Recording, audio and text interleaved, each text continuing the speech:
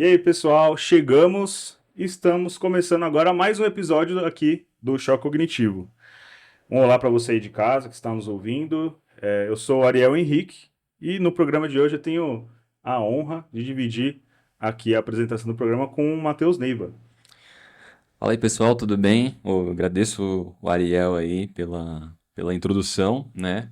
Deus abençoe a vida de vocês. Eu quero dizer que eu estou bem feliz de estar aqui, não só com o Ariel, mas também com os convidados que a gente vai apresentar. E hoje a gente vai falar aí um pouco a respeito, né, da confiabilidade da Bíblia, né? A gente tem questões que acredito que muitas pessoas se perguntam e às vezes acho que não só como cristão, mas muitas vezes não cristãos também têm essas perguntas. E vai ser um tempo muito gostoso e com certeza isso vai ser algo que vai ajudar muito a nossa fé, né? Afinal, a Bíblia ela também de certa forma é a base da nossa fé, né? Bom, e como nem eu nem o Matheus somos especialistas, né, no assunto, apesar de já sermos cristãos há muito tempo, né, Matheus? Uhum. Hoje a gente tem aqui conosco o pastor Paulo Batista, que é pastor na igreja Batista Bíblica Betel, em Guarulhos, ali no Jardim São Domingos. Ele é graduado em teologia e em história. Ele é mestre em história da ciência, professor no Seminário Batista Logos e é ex-diretor do curso presencial de teologia do ICP também. Consultor teológico do programa Crescendo na Fé, da Rádio Musical, e o pastor é autor de diversos livros, muitos livros. Pastor Paulo, seja muito bem-vindo. O senhor pode fazer a sua apresentação.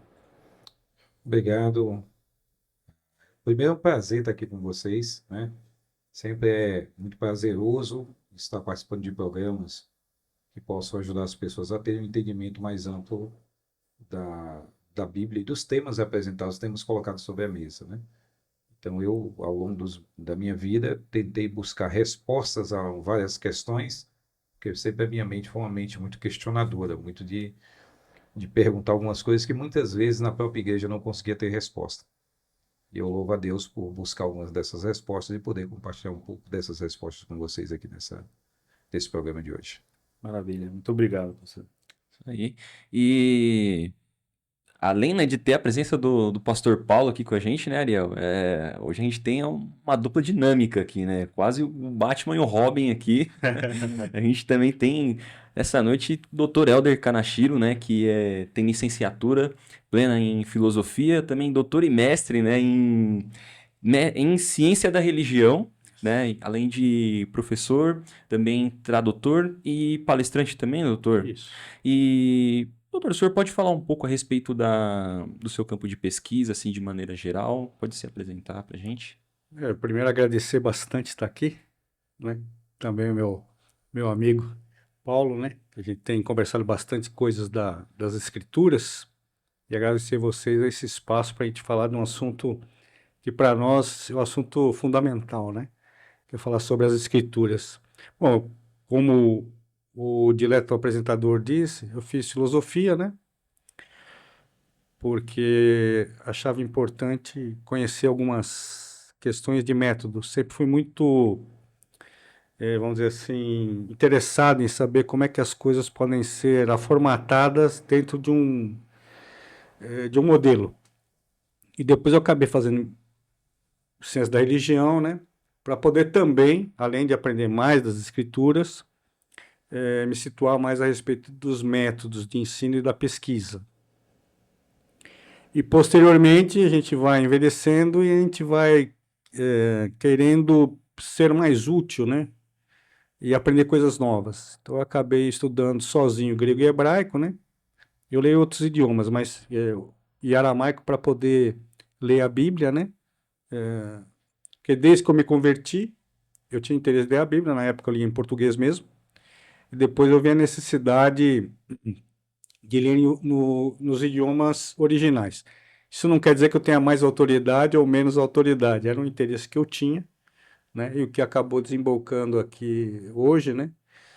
No entendimento um pouco melhor de alguns aspectos que eu acho que nós vamos conseguir tratar, né? Com honestidade, mas já adiantando que nosso livro é muito difícil, ele é o livro mais lindo do mundo, mas ele é muito difícil, é muito complexo. Então, algumas questões talvez a gente não consiga responder plenamente nem satisfatoriamente, mas o que a gente promete aqui para esse nosso tempo é sermos honestos intelectualmente, espiritualmente, para que as pessoas possam aproveitar, né, um pouco do conhecimento que a gente tem. Sim, legal. Bom, a honestidade é algo que tem que estar intrínseco no cristão, né? Bom, a nossa ideia hoje é trazer dúvidas e questionamentos que, como cristão, a gente já ouve muito, né? Ambiente de trabalho, ambiente de escola, faculdade, assim, desde cristão que cresce dentro da igreja, desde sempre a gente ouve esse tipo de pergunta. E geralmente por pessoas, amigos, né, que ainda não tomaram uma decisão ao lado de Cristo. E esses questionamentos são como uma crítica mesmo à Bíblia e à confiabilidade que a gente tem nela. Sabe aquelas perguntinhas capciosas, né, que, né, põe muito em dúvida, né? Parece que a gente vai, meio que quando a gente vai ficando adolescente, a gente cria, não sei se um senso crítico, Isso. e aí você tem aquela tendência a sempre questionar tudo, né? Começa com o pai, não, mas não faz isso, mas por quê? É aquele momento de rebeldia que questiona tudo, né? Uhum. Então, isso acaba se levando também na juventude, né? A maioria das pessoas que estão na faculdade hoje acabam saindo direto da escola para entrar na faculdade e, enfim, hoje o ambiente de faculdade é um ambiente que, cara, ele tenta massacrar, assim, os pensamentos e as crenças cristãs que a gente tem. E aí, muitas vezes a gente acaba não sabendo como responder, porque realmente são perguntas difíceis.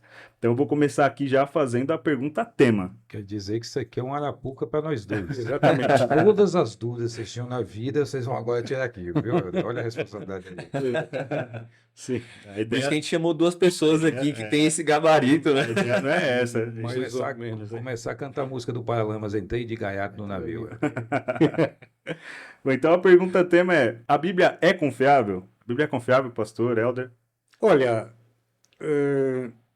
tudo merece um estudo. Qualquer tipo de atividade que nós vamos desempenhar, nós temos que nos aprofundar num tema. Primeiro, tem que pensar o seguinte, né? Na história da transmissão do texto. Nós temos um texto em português que é confiável. A Bíblia é confiável, já parto desse princípio. E primeiro é um conjunto de livros. Tá? Biblia, em grego, são livros. Então nós temos, na verdade, uma biblioteca, né? 66 livros, que é o nosso cânon. Existem outros cânons dentro da igreja, desde o seu primórdio. Então pensar o seguinte, olha, foi escrito em idiomas que nós desconhecemos, que não é comum, né? Que é o grego, o aramaico, o hebraico, o aramaico e o grego para o Novo Testamento. O hebraico e o aramaico para o Antigo, que eu até trouxe, e o texto grego para o Novo Testamento. Então, pensar o seguinte,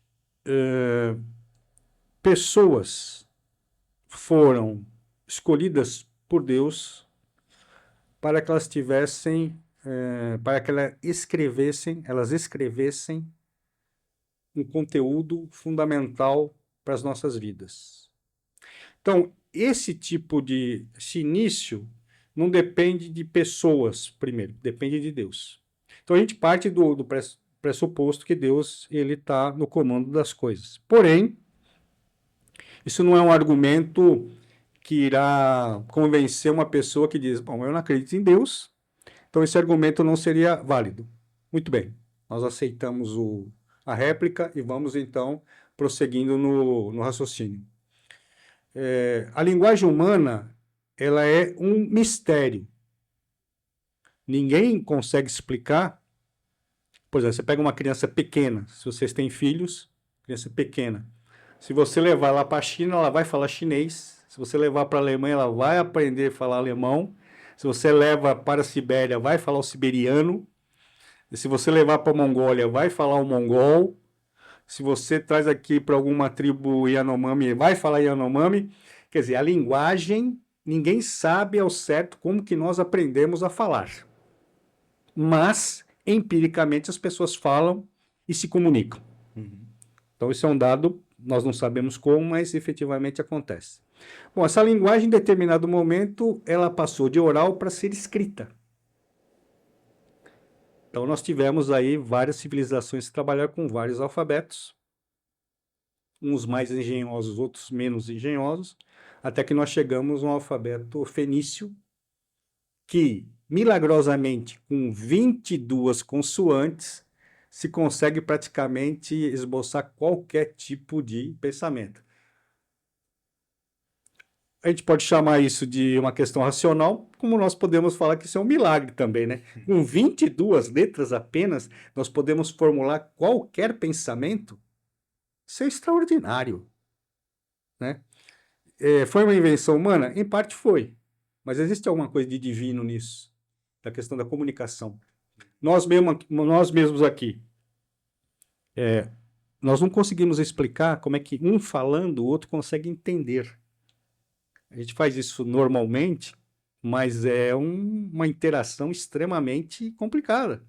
Porque, por exemplo, a linguagem dos pássaros nós não conhecemos, mas eles se comunicam. Dos peixes a mesma coisa. Quer dizer, existem várias linguagens das quais os seres se interrelacionam. E isso, em última instância, ninguém consegue explicar direito como isso acontece. Com a Bíblia é a mesma coisa. Então, pessoas foram tocadas a escrever as coisas importantes e tiveram que grafar no seu próprio idioma. No caso da Bíblia, um povo específico, que foram os hebreus, tiveram essa tarefa fundamental e eles então começaram a escrever as suas memórias. Começaram a receber então informações que naturalmente as pessoas não têm. Então vamos fazer uma análise. Pegamos o primeiro livro, que na nossa Bíblia é Gênesis. E você vê, por exemplo, que aqueles pensadores do livro, do primeiro e segundo capítulo, vamos dizer assim, eles tiveram uma preocupação fundamental em demonstrar algumas verdades que destoam, por exemplo, de todas as culturas que estavam ao redor deles. Eles usaram a mesma linguagem para demonstrar isso. Agora, se você lê sem muito exame, você não consegue detectar essas coisas. Porque, como o professor Paulo diz, nós já estamos distantes do texto. Nós não somos mais aqueles leitores Público de alto contexto. de alto contexto. Nós estamos longe. Então, a gente precisa fazer algum esforço cultural, histórico, e mesmo assim vai ficar faltando, nós vamos ficar devendo coisas que nós não entendemos direito como que as coisas se processaram. Então você pega uma língua, por exemplo. O hebraico é a mesma coisa de você pegar um livro e tirar todas as consoantes daquele livro. Todas. É uma coisa muito estranha. É lógico, na hora de... Vogais. As vogais não tem. Sim, pensei que você estava dizendo, falando na falta das vogais, a leitura na falta das vogais. Exatamente. Então, assim, Só temos consoantes. só consoantes. Quer dizer, uma cultura que não é nossa. Eu já tenho que perguntar, como é que um livro foi escrito desse jeito? Eu não posso ignorar esse fato. Extremamente complexo para a gente entender, né? Como... Porque acho que a semântica, ela para o nosso universo, para aquilo que a gente está acostumado, a semântica ela fica muito diferente assim da nossa realidade, né? Olha, para você ver o seguinte, você usa, geralmente são 3 consoantes, as palavras fundamentais são 3 consoantes, sem vogais. Dependendo da maneira com que você vocaliza aquelas 3 consoantes, muda de sentido, as mesmas 3. Então, elas podem passar, por exemplo, de um substantivo para um aspecto verbal. Conosco isso não acontece, não faz parte da nossa cultura, isso daí. Aí você fica observando, meu Deus, escreve-se da direita para a esquerda. Não tem vogais, só tem consoantes. Mas que língua é essa, né? Que se resolveu escrever a Bíblia, né? Uma língua que não tem a palavra alma, Em hebraico não tem a palavra alma, não tem a palavra pensamento. Você fala assim, poxa, mas na minha Bíblia tem, mas no original não tem. Isso não quer dizer que quem traduziu desta forma errou ou falhou. Não é isso, não é essa a questão. É questão de você olhar e falar, puxa, essa cultura é uma cultura diferente da minha. E perguntar. Nós temos que fazer a pergunta para o texto. Por que que é assim? Tem uma língua concreta em que os aspectos verbais eles trabalham de acordo com o contexto. Coisa que em português isso não acontece. Então nós temos bem definido o que é o presente, o que é pretérito, o que é futuro. E nós não confundimos isso. Em hebraico, e no caso do grego, as coisas não se comportam exatamente desta maneira. Então há uma necessidade de entender a cultura, a língua e o que está no invólucro da mensagem. E Deus escolheu então escrever a sua palavra desta forma. As pessoas que confeccionaram as escrituras, que não foram poucas, segundo os estudiosos, nós temos, que nós aprendemos desde a escola dominical, que nós temos 540, 44 autores, no período de 1500 anos que foi escrita a Bíblia. Bom, a pergunta é, isso aí não teve mudanças? Bom, eu vou piorar mais a questão. Nós temos esses 40, 44 autores, mas nós temos outros milhares de pessoas que estão por detrás do texto. Porque nós não temos mais os originais, mas tivemos cópias. E tem milhares de pessoas envolvidas nisso de várias culturas. Bom, se a gente colocasse essas duas premissas, milhares de pessoas copiando textos de diversas culturas, de diversos tempos, é claro que nós teríamos um livro completamente diferente. Isso seria a lógica. É o que não acontece com a Bíblia. Então você imagina o seguinte, um monte de gente escrevendo com as suas ideias, com idades diferentes, com funções diferentes, com capacidades diferentes, com ideias diferentes, copiando o mesmo livro. Ué, a lógica é o seguinte, nós vamos ter um livro completamente diferente. Aí você fala assim, pô, mas como é que isso ocorreu? Isso foi o acaso? Não, não foi o acaso. Então, nós acreditamos, aí a questão de fé mesmo, né? Nós acreditamos que tem um autor fundamental, que é Deus, que ele está no controle de tudo e está usando pessoas. Quais os cuidados que os copistas tiveram? Sofer, o que a gente chama de escriba na Bíblia, são contadores, pessoas que contam coisas. Então, para que houvesse uma confiabilidade naquilo que foi recebido, naquilo que foi narrado, o sofer, ou soferim, no plural, contaram todas as consoantes de um livro. Vocês já fizeram isso alguma vez? Pegar um livro e contar... Uma folha toda escrita de ponta a ponta e contar todas as letras. E não só uma folha, mas como um livro, como uma enciclopédia, que é o caso de livros. Nós não temos esse costume, mas eles tinham. Não só eles. Os gregos antes já tinham. Homero, por exemplo, os escribas contaram. Por quê? Porque eles não queriam correr o risco de pular alguma coisa, esquecer alguma coisa, ou que tivesse coisas enfiadas no texto que não estava no programa. Então, por exemplo, a gente sabe quantas consoantes tem a Torá e toda a Bíblia do Antigo Testamento.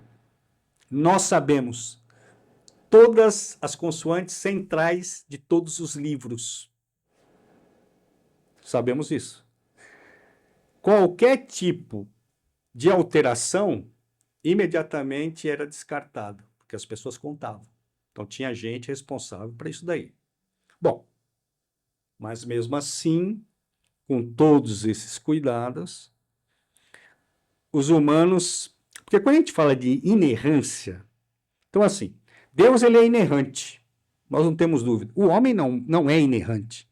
Então, se não houvesse nenhuma, vamos dizer, variante nos textos, nós íamos colocar nos homens a mesma qualidade que Deus tem. E não é possível isso. Eu não posso dizer que o homem é inerrante. Seria uma abominação. Nós somos criaturas. Mas, naquilo que foi possível, foi preservado. Então, por exemplo,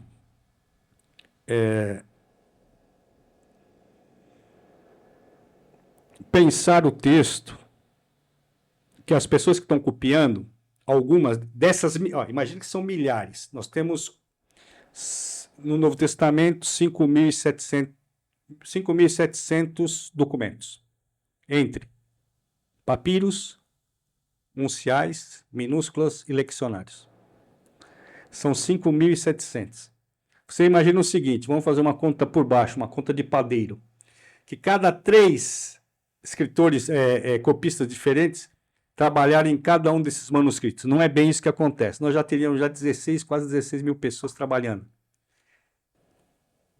As coisas fundamentais do texto não foram mudadas. O que foi mudado?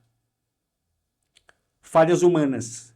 Então, eu estou cansado, você está cansado, você vai copiar um texto, você vai pular uma palavra. Pode acontecer. Você vai esquecer uma palavra, pular uma palavra.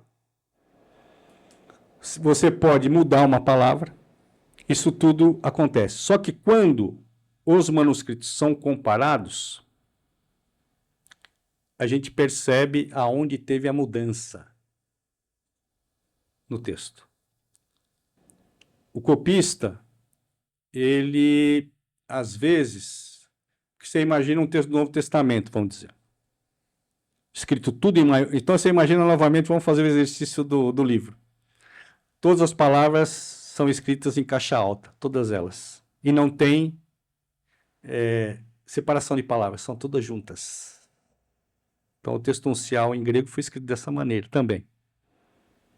Então, você imagina que, dependendo de como você separa as palavras, vão dar palavras diferentes do que aquilo que você poderia ver no texto. Isso aí acontece muito no...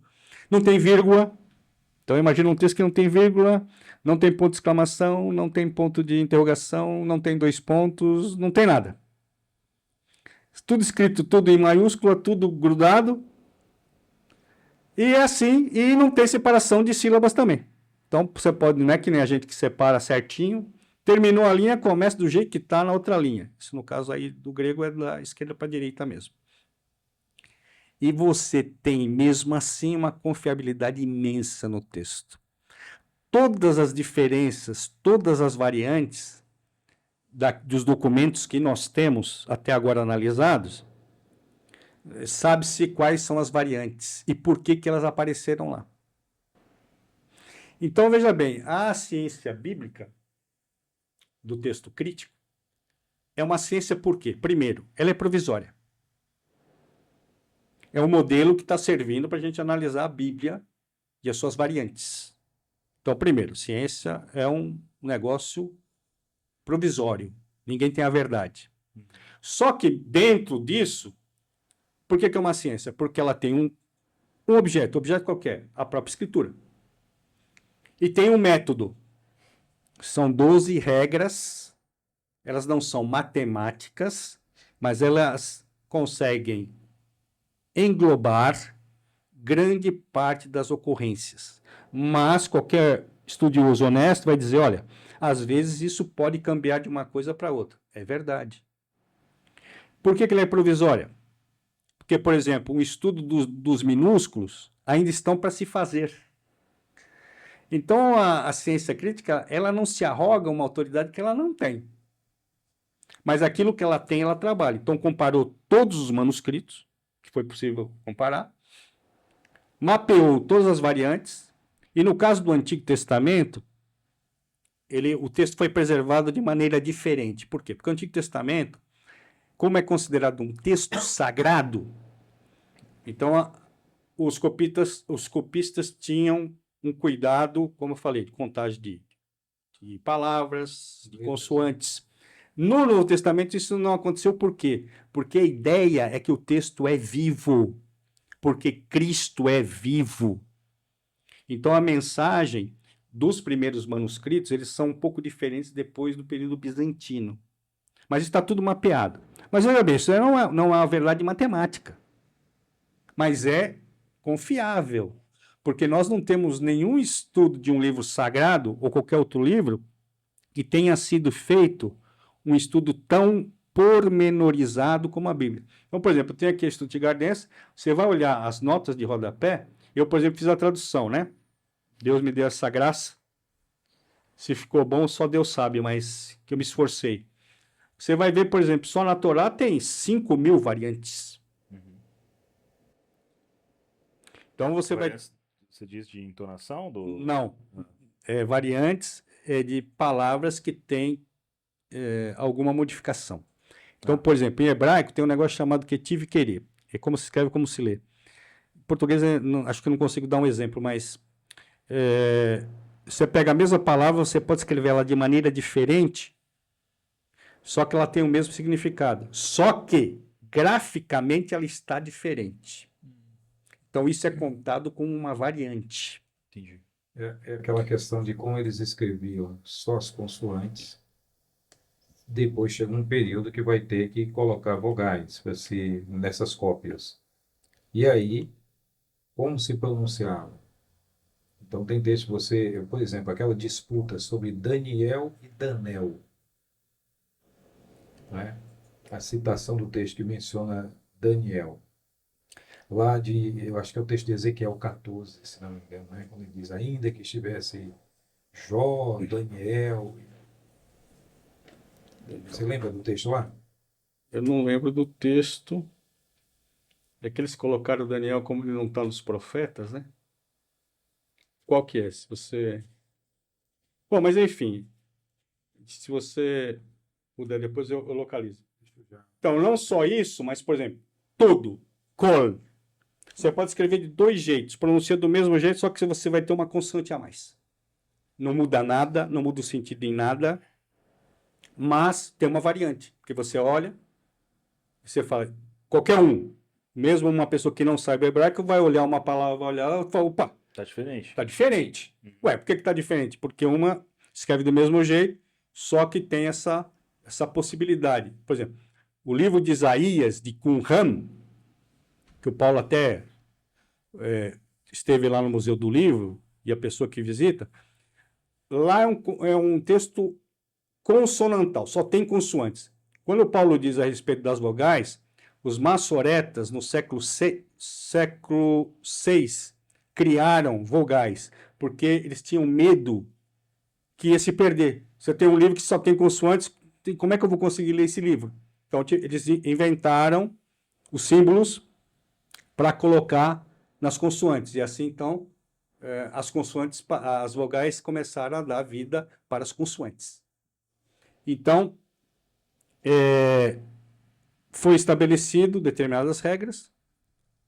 E se você compara, por exemplo, com o livro do rolo de Isaías, que é 100 menos 200 antes de Cristo, com os livros do Códice de Alepo ou de Leningrado, que é do século X, século XI, século X da nossa era, você vai observar que essa questão de escrita mais longa e mais curta se estabelece. Mas não muda nada o texto. Mas, para a crítica textual, ela vai valer como uma variante. Então, veja bem, os eruditos, já fizeram a crítica do livro. E as variantes estão todas catalogadas. Mas elas não mudam em nada, em absolutamente nada, o teor da Bíblia, um livro milenar. Isso não há um estudo igual em nenhuma outra civilização com nenhum outro livro. Por mais importante que os outros livros achem que as pessoas acham que é o Corão, outros livros sejam sagrados. Não tem. Quanto mais comparações que se fizerem, melhor para provar que o livro não mudou o seu teor. Então, vários manuscritos, desculpa, pastor, vários manuscritos, então, que já foram encontrados, né, dos mesmos livros, dos mesmos textos, então, não teve alteração. Isso já é sabido no mundo da ciência, então. A alteração que ele está mencionando é aquela alteração básica que ocorre Sim. em qualquer texto que tenha tantos anos de cópia. Agora, Nada para você dizer assim. Nós encontramos 2 livros de Isaías, nós encontramos 2 livros de Joel, 2 livros de Daniel. O texto que eu estava lembrando é Ezequiel 14:14. Ainda que estivesse no meio dela 3 homens, Noé, Daniel e Jó, eles pela sua justiça salvariam apenas a sua própria vida. Ezequiel quanto? Ezequiel 14:14, diz o Senhor.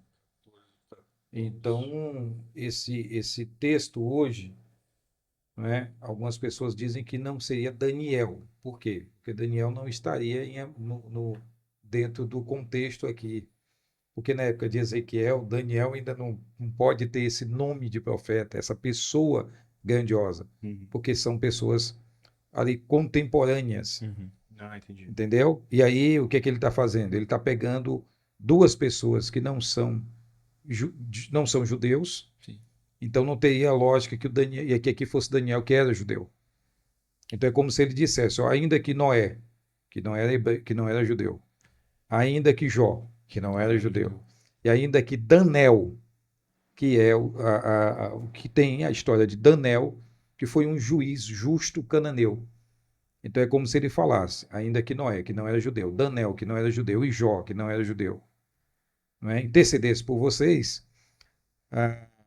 vocês escapariam só pela vida de vocês, não salvaria a nação. Né? Ainda que estivesse no meio dela, esses 3 nomes, pela sua justiça, salvariam apenas a sua própria vida, só salvariam só eles, não salvariam mais ninguém. Então é o lance que ele falou de que foi escrito e como deve ser lido. Porque quando foi escrito com consoantes, sem vogais. Quando se vocalizou já na Idade Média, então tinha aquela questão, o escriba às vezes fazia anotação, né? Notinha de rodapé lá no cantinho, né? Para quê?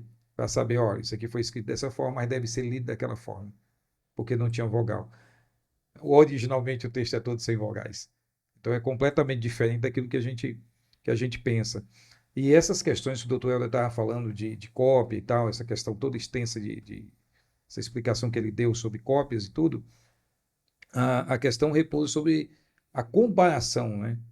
Você não vê, por exemplo, os ataques que a Bíblia sofre, sendo o livro mais copiado, sendo o livro que mais passou por escrutínio da alta crítica, e tudo isso, método científico moderno em cima dele, do texto. Você não vê isso nas obras de Platão, você não vê em Aristóteles, você não vê na Ilíada de Homero, você não vê tudo isso com o mesmo peso em cima do texto, mas mesmo sendo altamente criticada, mesmo sendo altamente analisada, a Bíblia continua sendo um livro confiável, talvez o livro mais confiável de cópias. Você não vê essa preocupação toda com a Gita, né, a Bhagavad Gita que os Hare Krishnas usam muito, né, é um livro hindu.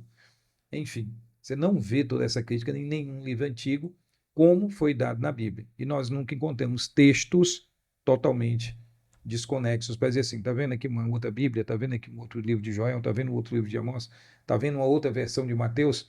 Agora, na antiguidade também nós temos aquela questão como se usa hoje. Né? Hoje você encontra, por exemplo, é fácil a gente encontrar alguns textos que são só partes dos evangelhos. Então, tinham usos variados.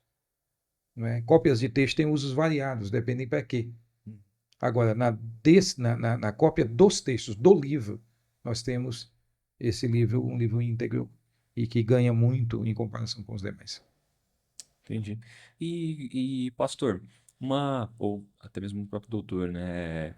Falando agora que o doutor ele falou a respeito de como também funcionava a questão do método, né, para poder, né, como era escrito, aliás, a contagem das consoantes, né, dos que seriam as letras e para garantir que quando fosse escrito ou feito algum Integridade da cópia, né? a integridade da cópia. É, uma pergunta, a Bíblia, ela antigamente, ela tinha, vamos dizer assim, essa desconfiança toda por parte da sociedade como um todo, e se não, quando que isso começou, né, com esse momento de, não, a partir de agora a Bíblia ela não é um livro confiável porque ela pode ser questionada, e quando começou esse questionamento de fato, né, fortemente a respeito da Bíblia? Eu acho que na questão da história, depois o Paulo vai poder falar mais sobre isso, mas o livro, desde seus primórdios, tiveram problemas. Por exemplo, Marcião, ele questionava uma série de coisas da Bíblia, né? Mas nós temos que pensar o seguinte, o Marcião, ele era uma pessoa importante, ele veio do Oriente. Só para contextualizar, quem era o Marcião?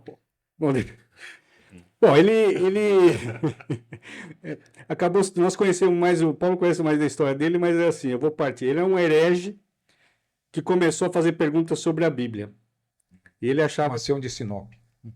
então ele, essa questão de Vive começar ali no aqui. comecinho do século II. Isso. Então é o seguinte, ele era avesso a tudo quanto era ideias do judaísmo. Então todos os livros que eram muito judaicos, que é o caso, por exemplo, de Hebreus, e principalmente a questão para ele que pegava, era a questão da, uma vez que você foi iluminado, se você pecasse, você não teria mais condições de voltar para a graça, ele achava que isso aí seria um absurdo. Então ele tirou fora esse livro, segundo a opinião dele, né? Que esse livro não deveria fazer parte do cânon, porque a gente tem que imaginar o seguinte, o cânon não caiu do céu, ele teve um processo, Então, e pessoas estiveram envolvidas. só um ponto aqui interessante sobre isso. Ele tenta montar um conjunto de livros, né? Inclusive é por causa dele que depois a igreja acelera o processo para organizar esse cânon mais universalmente. Mas o que é interessante é que ele tem uma veia gnóstica, né? Ele tem uma veia assim de olhar o Deus do Antigo Testamento como o Deus criador é um Deus mau. Então, se o Deus do Antigo Testamento se vê como criador, então ele não pode ser um Deus bom. Elimina-se então todas esses textos e ele acaba jogando todo o Antigo Testamento fora e ele vai para o Novo Testamento e mutila o Novo Testamento, cria um conjunto de textos, né? Evangelho ele só usa Lucas, as epístolas pastorais de Paulo, né? Então ele seleciona e a visão dele é que Jesus veio trazer a ideia de um outro Deus que não é o Deus do Antigo Testamento e qualquer texto que tenha respaldo, ligação com o judaísmo antigo, o que veja sobre o Deus dos judeus, o que verse sobre isso, tem que ser jogado fora porque é uma farsa. Então, Porque esse Deus do Antigo Testamento é um Deus falso. é uma ideia que muita gente que fala contra a Bíblia usa, né? Ainda hoje. Então, desde o segundo século é a mesma ideia de que o Deus do Novo Testamento É um outro Deus. é outro Deus. É um outro Agora, Deus. nós temos que levar em consideração o seguinte, ele foi o que trouxe um dos textos gregos para o Ocidente. Então, ele não era um imbecil, ele era um camarada que tinha peso dentro da história. Nós o consideramos herético hoje, mas como estava tudo em informação, e o texto tinha a forma mais livre, até o quarto século, o texto ele teve mais livre, um texto vivo. Depois que o Império Bizantino começou a sua atividade a partir do século IV, até o século VIII, no Oriente, era a Alexandria que se fazia os manuscritos fundamentais, ou o texto alexandrino. Depois do século VIII, começou a grande massa de textos bizantinos. O que aconteceu? Com o advento do Império, que teve as suas coisas ruins, mas teve uma coisa boa, porque eles tiveram autoridade, então, agora de começar a montar os escritórios, porque antes as cópias eram feitas individualmente. Então, você imagina um tempo em que, para você fazer os evangelhos, o grupo, o Tetra Evangelion, você ia gastar 200 a 300 animais, ovelhas, para fazer 4 livros.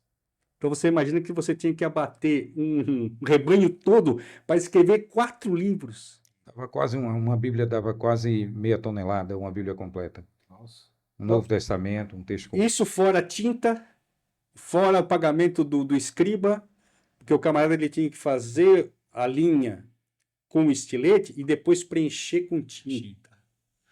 Meu, era caríssimo. Então, assim, não era qualquer um que poderia matar ou tivesse, no caso, um rebanho de 200, 300 animais para ser sacrificados para poder fazer só os evangelhos. E depois os evangelhos foram colocados em grupo de 4. Então, por exemplo, tem umas coisas interessantes, porque na formação, Mas volta só um pouquinho na questão da formação do Novo Testamento. Porque nós já temos uma lista um pouquinho depois do Maciel, né? Um pouquinho depois dele, que é o Códice Simulatório, né? sim, Que é datado, ele foi encontrado no século XVIII, pelo Ludovico Muratori, né? Por isso levou o nome, mas ele é um texto do segundo século. E ele já tem a maioria dos textos que nós temos no Novo Testamento. Os evangelhos parecem que nunca foram uma grande discussão desse pessoal. Mas o que acontece? O grande problema é que ele estabelece um determinado cânon, mutilando o Novo Testamento, numa época enquanto a igreja não tinha a lista de livros. Isso vai criar um problema grande, porque não tem uma lista de livros e alguém está propondo uma lista de livros, mas ao mesmo tempo que o Novo Testamento vê o Antigo Testamento como a primeira parte de uma época em que Deus se revelou ao homem, que agora está se cumprindo aqui. A maioria, muitas citações, né, a validação de Jesus como Messias, Até tem as duas alianças, vários né, historiadores que falam que não são cristãos e falam a respeito de Jesus, né, da crucificação e do movimento cristão ali surgindo, acho que no primeiro século ali, né? E fala que mas nesses textos em particular, esses textos, ainda eles estão tentando entender, porque imagina o seguinte, a igreja cristã, ela não tem,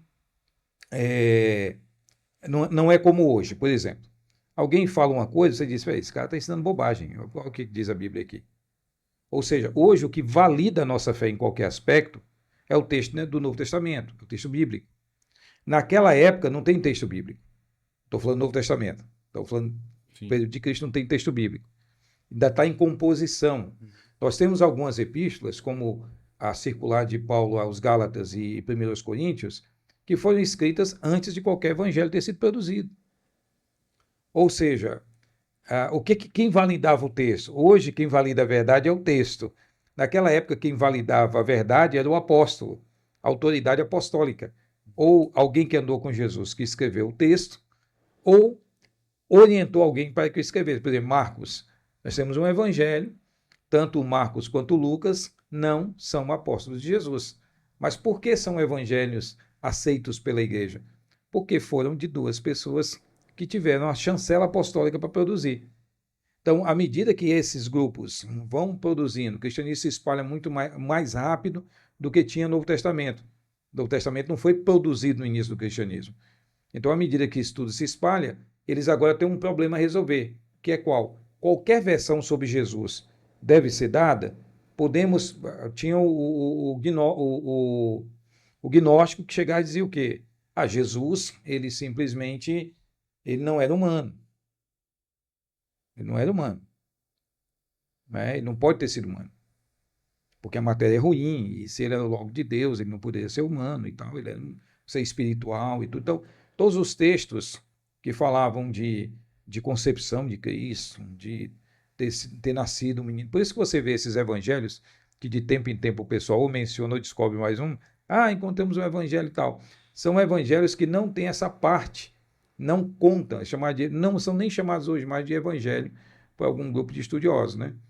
Por quê? Porque eles, na verdade, só trazem, na maioria das vezes, citações de palavras, de dizeres, né? Logias, né? Palavras de Jesus, menções disso, e não de Alguma coisa que escutaram e começaram a escrever. trechos. Então, por quê? Porque eles acreditavam que muitos deles, que Jesus não era um ser humano, não houve encarnação do verbo. É por isso que João disse que o verbo se fez carne. Ele está discutindo com esse grupo lá em Éfeso. E aí nós temos outros grupos, como os judaizantes, que dizem que Jesus era humano. Mas ele é tão humano, tão humano, que ele não tem nada de divino. Bom, essas discussões... Esses grupos são os grupos que vão existir antes ou enquanto o Novo Testamento está sendo organizado. Né? Agora, essas discussões, todas elas são postas em paralelo com os concílios. Nós temos os nestorianos, nós temos os monofisistas, nós temos os miafisistas, E todos eles, então, estão lendo um texto que está em formação. Agora, ele está em formação, mas as pessoas... Por exemplo, eu leio texto grego e hebraico com uma certa competência, mas eu não tenho a cultura. Então, por exemplo, eu não consigo pegar, observar determinadas características que um nativo tem. Então, por exemplo, um estudioso que está observando, ele começa a ver as ocorrências das palavras e as ideias que estão contidas. Até aquelas questões de hebraísmo, que aí, por exemplo, ele escreve em grego, mas ele quer dizer, remeter alguma palavra a... Além disso, que é importante, é a questão, por exemplo, se você vai traduzir, eu me meti a traduzir o grego. Agora eu estou arrependido que eu comecei a traduzir o grego, porque eu estou descobrindo determinadas coisas que eu acho que eles já sabiam, que eu acho que é muito novo para mim, mas eu tenho certeza que aqueles homens já sabiam. Por exemplo, quando tem palavras compostas, epi, aná, junto com a palavra, a própria palavra, você consegue trabalhar com ela e ela faz uma ligação com a próxima. E essa mesma palavra, em outro contexto, ela vai fazer ligação com o contexto que ela está. Vou dar um exemplo, epitimia. Epitimia é traduzido na Bíblia como desejo. Só que tem duas palavras aí. Então, assim, quanto mais informação tem nas palavras, mais a gente precisa prestar atenção na mensagem. Quando você faz uma tradução que é bem feita, João Ferreira trabalhou direito, os irmãos trabalham, não estou questionando nada disso, eu não inventei a roda também. Mas você vê o seguinte, que quando o apóstolo Paulo, por exemplo, no livro de Romanos, que ele usa muitas palavras compostas, que tudo bem, que faz parte do gênero da língua, tá bom? Faz parte da cultura, tá bom, mas não é só isso. Elas vão acabar fazendo ligações com seus próprios contextos. Então, epitimia, em um texto que para nós vai ser sempre desejo, um exemplo, dependendo do contexto que está, ele tem que fazer uma ligação com quem está tratando no contexto. Isso se faz naturalmente pela própria linguagem. Nós fazemos esse exercício quando nós estamos fazendo a exegese. Então você pega uma palavra, você fala, pô, mas o que essa palavra significa no contexto? Nós temos que ir para o contexto, nós resolvemos um problema. A questão é que eles, naturalmente, pela própria formação da palavra, eles já sabiam já em que contexto que se encontrava a coisa. É formidável isso daí. E foi uma invenção deles, da linguagem. E acabou isso daí, então, completando com a questão da tradução. Então, então o texto é vivo, as autoridades se reuniram para discutir, não há dúvida, não sempre talvez, mas, por exemplo, o Agostinho, ele questionou o Jerônimo. O Jerônimo foi um grande tradutor da Bíblia. Sim. Traduziu o Antigo, mas o Novo ele só fez uma revisão. Ele não fez uma tradução efetiva. E o Jerônimo, pode ser até uma anedota, mas é uma coisa curiosa. Ele mudou aquela planta que cresceu em cima do Jonas. Acho que nas traduções normais está com uma boboreira, se não me engano. Boboreira que cresceu e fez sombra em cima do profeta. Bom, a gente sabe que no Oriente Médio não tinha boboreira, certo? Mas tudo bem, mas está lá na tradução, beleza. O Jerônimo foi estudar com os rabinos, aprendeu hebraico e tal, e descobriu aquela palavra lá, que ninguém sabia direito o que era era com H, né? Que é uma planta, né? Como se fosse uma videira, não é bem isso, mas que ela cresce, né, como se fosse uma era mesmo, né? A gente vê às vezes na parede das coisas ali. Rapaz, por causa disso, o Agostinho falou, quem é São Jerônimo para mudar a Bíblia? A vida toda nós sabemos que aquilo ali, que Deus mandou crescer uma boboreira ali.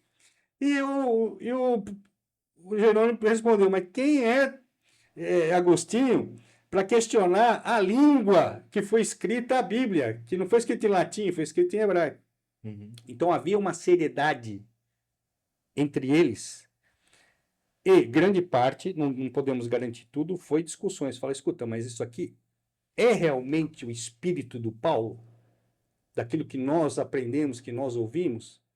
Tanto é que, por exemplo, a grande massa de textos bizantinos, os bizantinos eles resolveram problemas estilísticos, problemas de gramática, questões teológicas, eles limparam o texto. Ótimo. Só que tem textos que não combinam.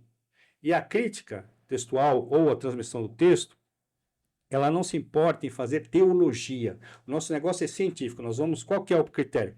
Pegamos honestamente todos os manuscritos e vamos comparar todos os manuscritos, não importa qual vai ser o resultado. Nós vamos criar um método que é falível, que ele pode ser melhorado, ninguém é o dono da verdade, só que nós vamos ter, porque vai ser mais difícil daqui para frente, que alguns estão falando que está tirando coisas. Por exemplo, a igreja da Etiópia, por exemplo, não aceita hoje, ou desde a época primitiva, o livro do Apocalipse, por exemplo. Alguma igreja grega não aceita o Apocalipse.